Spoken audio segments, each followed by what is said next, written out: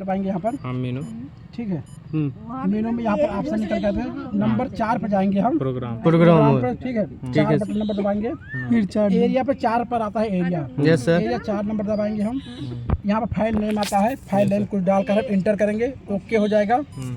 Okay होने के बाद यहाँ पर F1 के ऊपर आता है मेजर करने के लिए। Yes sir. हम जितना भी एरिया पॉइंट 4, अगर 4 पॉइंट लेना है तो 4 पॉइंट उसका लेंगे। पॉइंट्स ऊपर नेम आता है, कितने पॉइंट आप ले रहे हो यहाँ पर शो करेगा। अच्छा, अगर ये पॉइंट वो 5 लिखा हो उसको चेंज कर सकते हैं? नहीं, चेंज नहीं करेंगे। अच्छा, वो 5 पॉइंट तक 5 जितना पॉइंट लेना, 5, 6, 7, 8 अच्छा। वहाँ पर शो करेगा। 10 पॉइंट आप ले चुके हो जहाँ क्लोज किए वहाँ पर। मेजर करने के लिए F1 है, F1 आपको दबाना है। अच्छा, ठीक है, मेजर करेगा, फिर आपको मेजर करने के लिए बोलेगा F2। अब बार बार मेजर करेगा, बार बार आपको लेना है। आपका सर्कल जैसे बंद होगा, एरिया का 4 पॉइंट आप ले लिए, यहाँ पर लिख कर आ जाएगा इतना स्क्वायर फीट। आपको एरिया फीट में, आपको मीटर में देखना है तो मीटर में दिखेगा, आपको हेक्टेयर में देखना लिखा है। हाँ सर। ये फिर दबाएंगे, यूनिट पे जाएगा। हाँ, यूनिट पे स्क्वायर मीटर आ रहा है, हाँ, हेक्टेयर आ रहा है, फीट स्क्वायर आ रहा है, एकड़ आ रहा है। एकड़ आपको जिसमें जाना है हम चेंज कर देंगे, वो मीटर चीज हो जाएगा। हाँ। फिर अगर दूसरे में देखना है, अच्छा, यूनिट चेंज किए, हेक्टेयर में करेंगे, हेक्टेयर में आ जाएगा। फिर यूनिट चेंज करेंगे। सर यूनिट कैसे चेंज कर रहे हैं? F3 पे आप एरो वाला बटन F3 दबाएंगे। उसके बाद फिर आपको ये हेक्टेयर में देखना है, हेक्टेयर में जिसमें आपको ना यूनिट चेंज करना है उसमें आपको शो करेगा यहाँ पर। ठीक है। एरिया के लिए जब तक क्लोज होगा तभी जाकर एरिया निकालेगा। ट्रेंगल बनना चालू होगा वैसे से एरिया निकालना चालू कर देगा। अगर कोई बोले 2 पॉइंट का एरिया तो 2 पॉइंट का हाइट डिस्टेंस बताएगा, एरिया नहीं बताएगा। इसमें मिनिमम 3 पॉइंट चाहिए। एक ट्रेंगल बनना चाहिए तब आपको एरिया निकालना चालू कर देगा ये। जी सर। ठीक है, एरिया का कोई लाइन होता नहीं है, जब ट्रेंगल बनेगा तो एरिया निकालेगा। एरिया किसी भी शेप में हो, खाली जितना शेप में है हमको वो पॉइंट एक मशीन से दिखना चाहिए। ऐसा नहीं कि हमको 3 पॉइंट हमने ले लिया और चौथा पॉइंट के लिए हमने मशीन चेंज कर रहे हैं तो एरिया फिर नहीं निकालेगा। एक पॉइंट पर तीनों पॉइंट हमको दिखना चाहिए। बेस पॉइंट हम लगा के रखे हैं वो फिर आपका मूव कर जाएगा। बाउंड्री फिक्स कर लीजिए। हाँ, पेन लाइए, पेन लाइए, पेन कहाँ पे लाइए ना, कॉपी लीजिए, कहाँ पे लाइए। ये आपका किसी मौजूद एक खेत नक्शा है। ठीक है, किसी खेत का नक्शा है। ये आपका रहेगा तीनसुआना। तीनसुआना एक जरीब छोड़कर यहाँ पर एक रहेगा तोखा लाइन। तोखा लाइन 5 जरीब का रहेगा। ये तोखा लाइन होगा, आपका मौजा हो गया A, B, C। ठीक, ये मौजा हो गया। एक ट्रांजिशन यहाँ पर है, सेम वही चीज़ तोखा लाइन यहाँ पर भी है। बी वाला मौजा मान लो यहाँ पर रहता है तो यहाँ पर एक डी मौजा हो गया, B, D, C मौजा मैच कर रहा। जहाँ पर तीनसुआना बनेगा वहीं आपका तीनसुआना बनेगा। जहाँ 3 मौजा आपका सटेगा वही तीनसुआना होगा। बाई दबे हो सकता है कि आप कहीं आकर 4 मौजे भी सकते हैं तो 4 मौजा भी आपका तीनसुआना ही कहलाएगा। ठीक है, ये बाई दबे एक आध ब्लॉक में एक आध पॉइंट पर कहीं में सब आपको मिलेगा, बस ज़्यादा नहीं मिलेगा। ये हो गया। अभी आपको करना क्या है कि ये मौजे आपको अगर मैच कराना है तो ग्लास टेबल पर हम इस मौजा को रखेंगे। आधे ग्लास टेबल, आधा मौजा रख दिया एक मौजा पर, दूसरा उसके बगल में रखेंगे। इस ट्रांजेक्शन को इस ट्रांजेक्शन से मैच कराएंगे, नक्शे टू नक्शे को। एसएस की बात कर रहा हूँ। मैच कराएंगे तो जो बाउंड्री आपका बनेगा इसके शेप में रखना है आपको, जैसा शेप है। जो शेप इसमें है वही शेप आपको बी में नक्शा में रहेगा। ऐसे शेप में रखना। तो इसमें क्या होगा, थोड़ा बहुत आपको ओवरलैप या गैप आएगा। यहाँ से जब रखिएगा तो यहाँ से कुछ दूर हो सकता है सही रहे, थोड़ी दूर आने बाद गैप हो जाए, ऐसा नक्शा रहे। शेप वही जा रहा है, ये गैप हो गया। अब अगर अंदर से जाकर अगर ऐसे 3 स्वामी मिला तो ये गैप कहलाएगा पॉइंट, ये ओवरलैप कहलाएगा। मतलब एक मौजा दूसरे मौजे में चढ़ा हुआ है और दूसरा वाला मौजा फिर फर्स्ट वाले मौजा चढ़ा हुआ है। इसमें क्या करना है, आपको खाली मार्क कर लेना है इससे, लाल पेन से या पेंसिल से, कि हमारा मौजा ऐसे चल रहा है। तो आपका नक्शा जो बना हुआ है, नक्शा इस मौजा के यहाँ पर है वो तो बना रहेगा। दूसरा मौजा जब आपका अंदर चढ़ रहा है तो वो पेंसिल से खींच रहा है कि यहाँ से लेकर यहाँ तक हमारा ओवरलैप गैप है।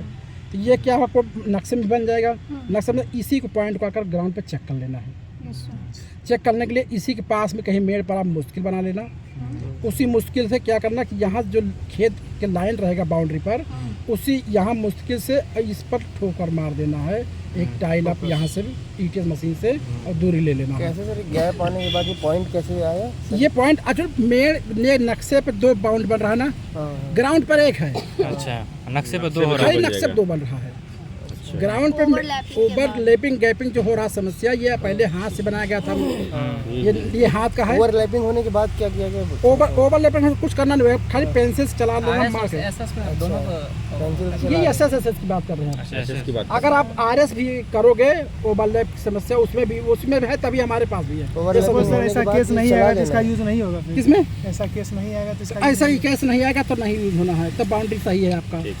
जहाँ पर ओवरलैप या गैप है वहीं पर आपको जाकर मशीन से चेक कर लेना है, और जहाँ पर सही है वहाँ पर सही रहेगा, वहाँ दिक्कत नहीं है।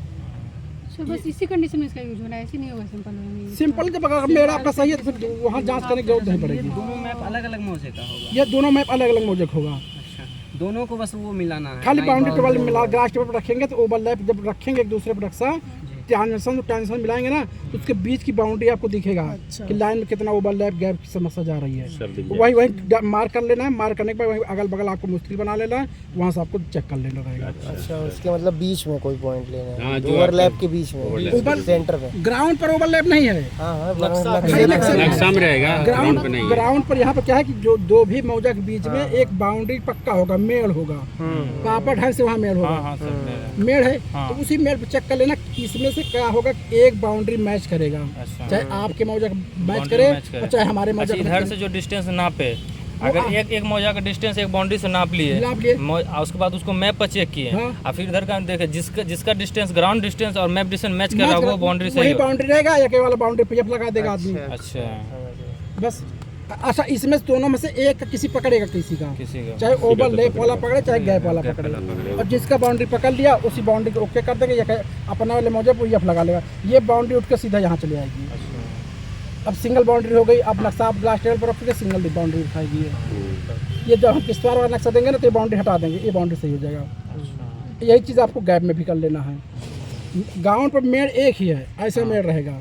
बस खाली क्या करना है हमको, यहाँ पर चेक करने के लिए जो ओवरलैप गैप की समस्या आएगी, ये गैप वाली समस्या आई, यहाँ बाउंड्री मेन यहीं पर है, बस खाली ठोकर मार के यहाँ चेक कर लेना कि ये सही है कि नहीं। अगर यहाँ से यहाँ दूरी ले लिए, जहाँ पर इस पॉइंट की दूरी लेंगे वहीं पॉइंट पे यहाँ पर दूरी लेना है, और नक्शे पर खाली पढ़ लेना है। जिसकी बाउंड्री सही रही वही बाउंड्री रोक के कर देंगे, उसको हटा देंगे। आपको एफ लगाने के लिए आपको बताया होगा, यही चीज़ है एफ लगाने। तो फिर उसका नक्शा जिसका गड़बड़ है, इसकी बाउंड्री, तो उसका क्या दोबारा बनाना पड़ेगा? किसका बाउंड्री? ये हमने आपको पहले बताया कि आरएस में जो बनाए हाथ से बनाए गए हैं, पहले कंप्यूटराइज सिस्टम नहीं था। ठीक, आदमी सर्वे करके हुआ आया, यहाँ तक पहुँचा, वहीं पर छोड़ के चला गया, वो मौजा आया वहाँ छोड़ गया। अच्छा, पहले जो बाउंड्री बनी है उसमें 7-8 फीट का गैप रखा गया है। अच्छा, हाँ सर, पहले जो बाउंड्री पड़ती, और पहले जो आप जब नक्शा उठा के पहले वाला नक्शा देखिए, उसकी मोटी लाइन होती है बाउंड्री की, एक गांव की कम से कम 7-8 कड़ी से ज़्यादा होती है। 5-6 फीट की मोटी लाइन रहती थी। अभी क्या कर दिया, उसको भी खत्म कर दिया, खाली एक पतली लाइन ही चल रहा है बाउंड्री पर। अभी 2 लाइन चल रही है। कभी 2 लाइन भी चलता है। अभी क्या है, पहले आरएस में मोटी लाइन थी। मोटी लाइन सपोर्ट खाली बनाया गया था कि भविष्य में कहीं रोड निकालना हो, कुछ समस्या हो तो एक बाउंड्री पर गांव का छोड़ा गया था। कहीं जहाँ सीएस है वहाँ पर 8-8, 10-10 फीट का गैप है, दोनों मौजा के बीच में गैप है। ये सर बता रहे थे, मैं मतलब अमीन सर बता रहे थे। अगर आरएस है तो थोड़ा उसको समस्या दूर किया गया है, और अभी हम लोग एसएस कर रहे हैं तो एकदम से जीरो हो जाएगा। मतलब 2 गांव की एक ही बाउंड्री रहेगी। अब 2 गांव की एक बाउंड्री रहेगा, तो आप नक्शा चाहे जब चेक होगा फिर एक ही बाउंड्री रहेगा। अभी प्रेजेंट टाइम में वहाँ पर ओवरलैप गैप की समस्या है, इसकी वजह से वहाँ पर 2 बाउंड्री बन रही है नक्शे में, उसी को एक कर देना है। और यही चीज़ देखो ट्रांजेक्शन पे क्या होगा, ट्रांजेक्शन आप लोग रखिएगा, तो ऐसा नहीं कि सभी के ट्रांजेक्शन एक नक्शे पर बैठे के ग्लास टेबल चेक करोगे। ये एक सेब है, ट्रांजेक्शन का हो सकता है दूसरा सेब ऐसा रहे, तीसरा ऐसा है। इस तीनों ट्रांजेक्शन ग्लास टेबल चेक करोगे तो उसमें 5-6 फीट का अंतर आएगा, उसको भी वहीं सुधार कर लेना है। जब आप ठोकर मार के यहाँ चेक करोगे जाकर नक्शे को, उसी ट्रांजेक्शन पर किसी तीनों मॉडल्स किसी एक ट्रांजेक्शन का ही फाइनल होगा, तो उसी को 3 पैमाना फिक्स करना है, फिक्स कर देना, और जो दूरी आएगा उस दूरी को लिखकर फाइनल कर देना है, ये दूरी आएगा। फिर जब दोबारा नक्शा बन के आया तो एक ट्रांजेक्शन बन के आएगा, तो उसका कोऑर्डिनेट लिखा रहेगा तीनों नक्शा पर सेम कोऑर्डिनेट। अच्छा, उसका कोऑर्डिनेट लिख कर दे देंगे। इसके यहाँ पर TR लिखेंगे, TCP, इसका एक कोड नाम दे देंगे, और यहाँ पर लिख देंगे X और Y इतना। ये परमानेंट कोऑर्डिनेट है। जब सरकार को पिलर गड़ाना होगा तो आपका टेंडर निकालेगी, वहाँ पर पिलर गड़वाएगी। टेंडर के लिए भी प्रोसेस है इसमें। पिलर गाड़ना ही गाड़ना है। कुछ जिले में कहीं कहीं गाड़ उठे हैं 100-150 पिलर गड़े हुए। तो ये चीज़ होना है। खाली मुश्किल पर कुछ नहीं गड़ेगा, मुश्किल का कोऑर्डिनेट दे दीजिएगा, कोऑर्डिनेट नक्शे पर हमेशा लिखा। थोड़ा 2-3 लोग रहिएगा, ध्यान दीजिएगा। ठीक है सर। मैं खुद